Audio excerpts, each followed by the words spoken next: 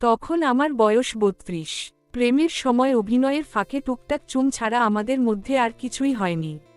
যৌনতার প্রাথমিক প্রক্রিয়া সবারই জানা, কিন্তু আমি এতটাই নির্বোধ, অনভিজ্ঞ আর ভীতু ছিলাম যে ফুলশয্যার দিন দুপুরে একা একা মোবাইলে গুগল সার্চ করে পর্নোগ্রাফি দেখছিলাম কৌতূহলবশত। বিয়ে হলো, ফুলশয্যাও হলো। বড় হওয়ার পর প্রথমবারের মতো কারো সামনে সম্পূর্ণ নগ্ন হলাম, অন্য কাউকে নগ্ন দেখলাম। বন্ধুরা, আমি রিয়া, এখন আমার বয়স ৩৯। দক্ষিণ কলকাতায় এক সাধারণ নিম্ন মধ্যবিত্ত পরিবারে আমার বেড়ে ওঠা। আমি তথাকথিত ডানা কাটা পরি নই, তবে ফর্সা আর মোটামুটি সুন্দরী, অন্তত লোকে তাই বলে। বাড়িতে আমার বাবা মা আর ছোট বোন আছে। বাবা সামান্য রোজগার করেন। আমাদের এক দিদি ছিল যে বিয়ের পর আত্মহত্যা করে। তার ফুটফুটে বাচ্চাটাকে জামাইবাবু ছেড়ে চলে যায়। আমিই তাকে দত্তক নিই। ছোটবেলা থেকেই সংসারে আর্থিক অনটন ছিল, তাই কলেজ থেকেই আমি আর আমার বোন টিউশন পড়িয়ে সংসারের হাল ধরেছি। কলেজ শেষ করে একটা ছোট চাকরি করার পাশাপাশি আমি আমার শখ পূরণের চেষ্টা করছি, থিয়েটার আর নাটকে অভিনয়। অনেক চেষ্টা আর পরিচিতির মাধ্যমে এখন আমি ছোট ও বড় পর্দায় টুকটাক কাজ করি। সিরিয়াল আর সিনেমায় ছোটখাটো পার্শ্বচরিত্রে অভিনয় করে যা রোজগার হয়, তা দিয়েই সংসার চালাই। আমার বোনও অভিনয় আর নাচের জগতে যুক্ত দাঁড়ি। ছোটবেলা থেকেই আমি ভীষণ রক্ষণশীল। স্কুলের বন্ধুদের সঙ্গেও কোনোদিন যৌনতা নিয়ে কথা বলিনি। বিয়ের আগে পাড়ার কোচিং সেন্টারের প্রেম ছাড়া আর কোনো অভিজ্ঞতা ছিল না। সেই প্রেমও শুধু লুকোচুরি, হাত ধরে অন্ধকার গলিতে কথা বলা পর্যন্ত সীমাবদ্ধ ছিল। আমার মধ্যবিত্ত মন সেক্সকে শুধু বিয়ের পর বরের সঙ্গে বন্ধ ঘরের রাতের ব্যাপার বলেই মনে করত। আমার সমস্ত যৌন কল্পনা, প্রেম, আবেগ সবকিছু আমি জমিয়ে রেখেছিলাম আমার স্বপ্নের পুরুষের জন্য, আমার হবু বরের জন্য। তাই অভিনয় জগতে কাজ করেও কখনো কাউকে বাজে সুযোগ দিইনি, আর শরীর দিয়েও কোনো সুযোগ নিইনি। জীবনে একবারের জন্য হস্তমৈথুন করিনি। যখনই যৌনতার কথা মাথায় আসত, অন্য কিছু ভাবতাম। গালিগালাজ জানলেও মুখে আনিনি, কেউ দিলে সেখান থেকে সরে যেতাম। নেশাভাং কিছু করি না, শুধু ফিল্মি পার্টিতে বড়জোর হাফ গ্লাস ওয়াইন। আমি জানি আজকের এই ডিজিটাল যুগে আমি বড্ড বেমানান। পুরোপুরি সংরক্ষণশীল মানসিকতা, তবে ভেতরে ভেতরে সেক্সের প্রতি একটা অদ্ভুত আকর্ষণ ছিল, হয়তো নিষিদ্ধ বলেই। কিন্তু তা লুকিয়ে রাখতাম অভাবের কারণে, আর কাজের প্রতি মনোযোগ বজায় রাখার জন্য। মনে মনে স্বপ্ন দেখতাম, বিয়ের পর আমি সব পাব। এভাবেই চলছিল। হঠাৎ অভিনয় জগতের এক সহ অভিনেতাকে আমার ভালো লাগে। অল্প কিছুদিন প্রেমের পর তাকে বিয়ে করি। তখন আমার বয়স ৩২। প্রেমের সময় অভিনয়ের ফাঁকে টুকটাক চুম ছাড়া আমাদের মধ্যে আর কিছুই হয়নি। যৌনতার প্রাথমিক প্রক্রিয়া সবারই জানা, কিন্তু আমি এতটাই নির্বোধ, অনভিজ্ঞ আর ভীতু ছিলাম যে ফুলশয্যার দিন দুপুরে একা একা মোবাইলে গুগল সার্চ করে পর্নোগ্রাফি দেখছিলাম কৌতূহলবশত। বিয়ে হলো, ফুলশয্যাও হলো। বড় হওয়ার পর প্রথমবারের মতো কারো সামনে সম্পূর্ণ নগ্ন হলাম, অন্য কাউকে নগ্ন দেখলাম, আর প্রথমবার সেক্স হলো। কিন্তু ছোটবেলা থেকে মনের মধ্যে সাজিয়ে রাখা স্বপ্নের কোনো সন্ধানই পেলাম না। কত কি ভেবেছিলাম, আবেগের বিস্ফোরণ হবে, ভালোবাসায় ভেসে যাব। ভেবেছিলাম বুকের ভেতর জমে থাকা সব স্বপ্ন বিভিন্ন রঙের সুগন্ধি ফুলে সাজানো এক ফুলদানি হয়ে আমার সামনে ফুটে উঠবে আবেগে, অনুভূতি আর ভালোবাসার। জীবনের এত বছরের সযত্নে বাঁচিয়ে রাখা আমার শরীর, আমার যৌনতা শুধু আমার মনের মানুষ পাবে। দুটো নগ্ন শরীর মিশে যাবে আদিম ভালোবাসায়।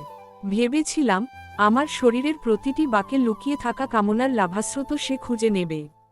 কামনার আগুনে নিজে পুড়ে আমায় পোড়াবে, আর কানে কানে বলবে, তুই শুধু আমার, আমি শুধু তোর।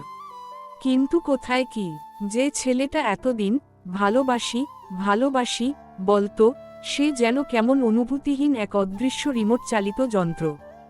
যেন কারো শিখিয়ে দেওয়া কিছু পদ্ধতি অনুসরণ করতে এসেছে। তার স্পর্শে কোনো অনুভূতি জাগল না। এত স্বপ্নের রাত এমন দুঃস্বপ্ন নিয়ে নির্ঘুম কাটবে ভাবিনি।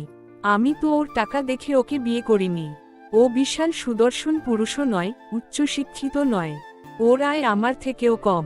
কলকাতায় এক ছোট ভাড়া ঘরে থাকত। আমি ওকে মাঝে মাঝে টুকটাক খরচ দিতাম। যদিও ওর বাবার একমাত্র ছেলে এবং ওদের গ্রামের বাড়ি মেদিনীপুরে প্রচুর পারিবারিক সম্পত্তি আছে। ওর বাবার কাপড়ের ব্যবসাও আছে, কিন্তু আমি তো এসব নিয়ে কখনো ভাবিনি। আমি ওকে ভালোবেসেছিলাম ওর নম্রতা, ভদ্রতা আর কেয়ারিং স্বভাব দেখে। যাই হোক, এসব ভাবতে ভাবতে ভোরের দিকে ক্লান্ত হয়ে ঘুমিয়ে পড়লাম। পরদিন সকালেও উঠলাম। এভাবে আরও কিছুদিন কেটে গেল। আস্তে আস্তে বুঝলাম ওর কেয়ারিং স্বভাবটা শুধু আমার থেকে টুকটাক খরচ নেওয়ার জন্য ছিল। আর যে অদৃশ্য রিমোটের কথা বলেছিলাম সেটা ওর বাবা চালাতো। ওর বাবা ওকে কোনো টাকা পয়সা দিত না, ন্যূনতম খাবার পয়সা ছাড়া। ওর নিজের কোনো উল্লেখযোগ্য রোজগার নেই। বিয়ের আগে কথা ছিল অনুষ্ঠান শেষ হলে আমরা আবার কলকাতায় চলে আসব, আগের মতোই কাজ করব।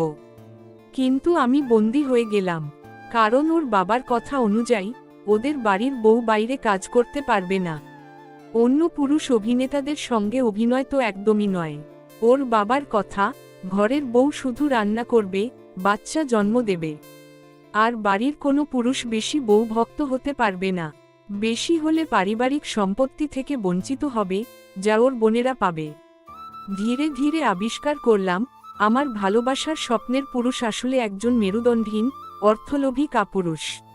বাবার সম্পত্তি পাওয়ার আশায় সে সারাদিন বউয়ের কাছে আসতে ভয় পেত, শুধু রাতে শোবার সময় ছাড়া। বুঝলাম আমার বর ঠিকমতো না পারলেও I am fucked by my কিসমত। সুতরাং ওকে বোঝালাম এভাবে আমার থাকা অসম্ভব, আমার কাজ শুরু করতেই হবে। আমার মা, আমার দিদির মেয়ে, সবাই আমার রোজগারের উপর নির্ভরশীল। ও মুখে বলল যে ওর বাবার সঙ্গে কথা বলবে, কিন্তু কিছুই বলতে পারল না। অবশেষে বিয়ের ৫-৬ মাসের মাথায় সবকিছু ছেড়ে বাপের বাড়ি ফিরে এলাম। নিজের টাকায় কেনা ছোটখাটো গয়নাগুলোও রেখে আসতে হলো, কারণ শ্বশুরবাড়ি আসার প্রথম দিনেই ওর মা সেগুলো নিয়ে আলমারিতে রেখে দিয়েছিল। বাড়ি ফিরে ডিভোর্সের আবেদন করলাম। কিছু মাস পর ডিভোর্স পেয়ে গেলাম। এরপর আবার সেই আগের রুটিনে কাটল কয়েক বছর। কাজের দৈনিক ব্যস্ততা নিয়ে কেটে গেল সময়ে। এর মধ্যে এক বন্ধুর সাথে আবার সম্পর্ক তৈরি হলো। গঙ্গার পাড়ে ওর হাত ধরে হাঁটতে খুব ভালো লাগত। এভাবে চলতে চলতে একদিন সেক্সও হলো ওর সাথে। সেই একবারের সেক্সেই আমি প্রেগন্যান্ট হলাম। ওকে জানালাম, শুনে কোনো দায়িত্ব না নিয়ে পালিয়ে গেল। আবার এক কাপুরুষ এল আমার জীবনে। নিজের ওপর ঘৃণা জন্মালো। কেন আমার পছন্দ এত খারাপ? কোনোমতে একা একা ডাক্তার দেখিয়ে গর্ভপাত করালাম। এরপর আবার সেই একই রুটিনে কেটে গেল আরও 2 বছর। এখন আমার বয়স 35। একদিন আমার এক পেশাগত বন্ধু রঞ্জন আমাকে বলল তার এক ব্যবসায়ী বন্ধু আছে, নাম অনুরাগ। তিনি একটি ওয়েব সিরিজ বানাতে চাইছেন, আর রঞ্জন আমার নাম দিয়েছে ওই সিরিজের প্রধান নারী চরিত্রে অভিনয়ের জন্য। আমি যদি রাজি থাকি তাহলে সে একটা মিটিংয়ের ব্যবস্থা করবে। প্রথম দিন মিটিংয়ে গেলাম ওনার ফ্ল্যাটে। ছেলেটি দেখতে বেশ সুন্দর, ফর্সা, বেশ ছটফটে, আর তার সেন্স অফ হিউমার দারুণ। মজার মজার কথা বলে। অনুরাগ ও আমার নতুন অধ্যায়। অনুরাগের সাথে প্রথম মিটিংয়েই একটা অদ্ভুত স্বস্তি অনুভব করলাম। ও শুধু কাজের কথা বলল না, আমার জীবনের গল্পটাও জানতে চাইল। আমি কিছুটা ইতস্তত করে আমার জীবনের সবটা বললাম, আমার প্রথম বিয়ে, ডিভোর্স, দ্বিতীয় সম্পর্কের তিক্ত অভিজ্ঞতা, সব। ও মনোযোগ দিয়ে শুনল, কোনো রকম বিচার না করে। ওর মধ্যে একটা মানবিক দিক দেখলাম, যা এই জগতের অন্য অনেকের মধ্যে বিরল। প্রথম দিনের মিটিং শেষ করে ফেরার পথে মনে হলো অনেক দিন পর এক বুক শ্বাস নেওয়ার মতো জায়গা পেলাম। অনুরাগের ওয়েব সিরিজটা ছিল একটা ডার্ক কমেডি। তার মধ্যে বেশ কিছু সাহসী দৃশ্য ছিল। প্রথম দিনই অনুরাগ আমাকে বলেছিল, রিয়া, গল্পের প্রয়োজনে কিছু শারীরিক অন্তরঙ্গ দৃশ্য আছে। যদি তুমি রাজি না হও তবে আমরা স্ক্রিপ্ট পরিবর্তন করতে পারি। আমি ওকে বললাম, আপনারা স্ক্রিপ্ট পরিবর্তন করবেন না, আমি রাজি। আমার জীবনের এই কঠিন অভিজ্ঞতাগুলো আমার অভিনয়কে আরও জীবন্ত করে তুলবে। আসলে আমি তখন মানসিকভাবে এতটাই বিপর্যস্ত ছিলাম যে কোনো নতুন চ্যালেঞ্জ নেওয়ার জন্য প্রস্তুত ছিলাম। শুটিং শুরু হলো। অনুরাগের পেশাদারিত্ব আমাকে মুগ্ধ করল। সে শুধু পরিচালক নয়, আমার ভালো বন্ধুও হয়ে উঠল। কাজের ফাঁকে আমাদের ব্যক্তিগত আলোচনা হতো, একে অপরের পছন্দ অপছন্দ নিয়ে কথা হতো। ধীরে ধীরে বুঝলাম অনুরাগের জীবনেও অনেক কষ্ট আছে। সেও অনেক কিছু হারিয়েছিল। আমাদের দুজনের জীবনেই একটা শূন্যতা ছিল, যা একে অপরকে আকর্ষণ করতে শুরু করল। অনুরাগের সঙ্গে সময় কাটাতে আমার ভালো লাগত। ও আমাকে সম্মান করত, আমার মতকে গুরুত্ব দিত। আগের অভিজ্ঞতাগুলোর পর এটা আমার কাছে একটা নতুন অনুভূতি ছিল। ওর স্পর্শে, ওর কথায় এক ধরনের আবেগ কাজ করত, যা এতদিন অধরা ছিল। একটা দৃশ্য ছিল যেখানে আমার চরিত্রের আবেগ ভেঙে পড়ার কথা ছিল। আমি সেই দৃশ্যে সত্যিকারের কান্নায় ভেঙে পড়েছিলাম। অনুরাগ এসে আমাকে জড়িয়ে ধরেছিল, বলেছিল, রিয়া, এটা অভিনয় নয়, এটা তোমার জীবনের বাস্তব। তুমি খুব শক্তিশালী। সেদিনই আমি বুঝতে পারলাম আমি অনুরাগকে ভালোবেসে ফেলেছি। শুটিং শেষে আমাদের সম্পর্কটা আরও গভীর হলো। আমরা নিয়মিত দেখা করতাম, লং ড্রাইভে যেতাম, সিনেমা দেখতাম। ওর কাঁধে মাথা রেখে আমি ঘন্টার পর ঘন্টা বসে থাকতে পারতাম। ও আমার জীবনে এমন একটা নির্ভরতার আশ্রয় হয়ে এসেছিল যা আমি কখনো আশা করিনি। ওর সামনে আমি আমার সব দুর্বলতা প্রকাশ করতে পারতাম। একটা সময় পর আমি অনুরাগকে আমার শারীরিক ও মানসিক ট্রমার কথা বললাম কিভাবে আমার প্রথম স্বামী আমাকে যন্ত্রের মতো ব্যবহার করেছিল, আর দ্বিতীয় পুরুষ আমার জীবন থেকে পালিয়ে গিয়েছিল। অনুরাগের চোখে আমি কোনো ঘৃণা বা করুণা দেখিনি, দেখেছিলাম শুধুই ভালোবাসা। এক সন্ধ্যায় আমরা একটা নির্জন রেস্টুরেন্টে বসেছিলাম। অনুরাগ আমার হাত ধরে বলেছিল, রিয়া, আমি তোমাকে ভালোবাসি। আমি জানি তোমার জীবনটা অনেক কঠিন ছিল, কিন্তু আমি তোমার পাশে থাকতে চাই। আমি তোমার সব কষ্ট মুছে দিতে চাই। ওর কথায় আমার চোখের কোণে জল জমে গিয়েছিল। আমি ওর হাতটা আরও শক্ত করে ধরলাম। বললাম, অনুরাগ, আমি তোমার ভালোবাসার যোগ্য নই। আমার জীবনটা একটা ভাঙা কাচের টুকরোর মতো। ও আমার কথা শেষ হতে না দিয়েই বলেছিল, ভাঙা কাচের টুকরোগুলোও সুন্দর হয় যদি তাদের ঠিকমতো জোড়া লাগানো যায়। আমরা দুজনেই আমাদের অতীতকে পেছনে ফেলে একসঙ্গে নতুন করে শুরু করার সিদ্ধান্ত নিলাম। আমাদের ভালোবাসার গভীরতা এতটাই ছিল যে আমরা বিয়ের সিদ্ধান্ত নিলাম। আমার পরিবার শুরুতে একটু দ্বিধায় ছিল, কারণ অনুরাগের পরিবার বা তার জীবন সম্পর্কে তারা কিছুই জানত না। কিন্তু যখন আমি তাদের অনুরাগের সাথে পরিচয় করিয়ে দিলাম, তারা ওর বিনয়, ভালোবাসা আর আমার প্রতি ওর সম্মান দেখে মুগ্ধ হল।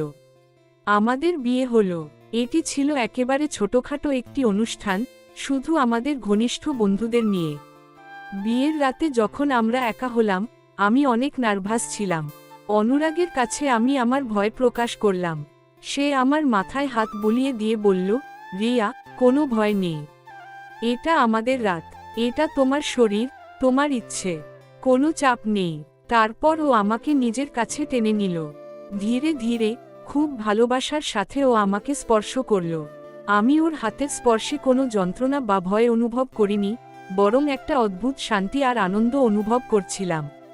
ওর ভালোবাসার স্পর্শ আমার শরীরের প্রতিটি বাঁকে জমে থাকা পুরনো কষ্টগুলোকে যেন ধুয়ে দিচ্ছিল।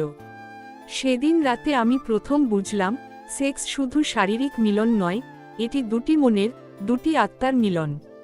অনুরাগের ভালোবাসা আমাকে এমন একটা আনন্দ দিয়েছিল যা আমি কোনোদিনও কল্পনা করিনি।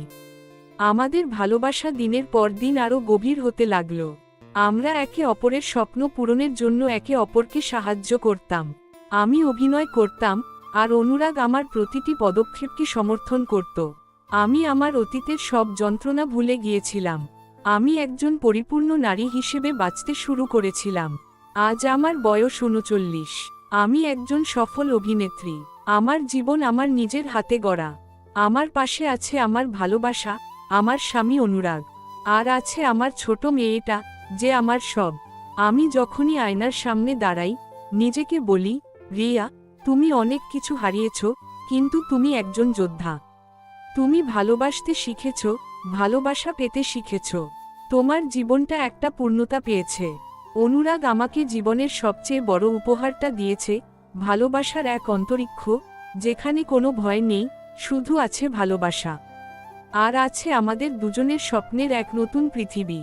বন্ধুরা, এইরকম সুন্দর সুন্দর গল্প শুনতে চ্যানেলটা সাবস্ক্রাইব করুন।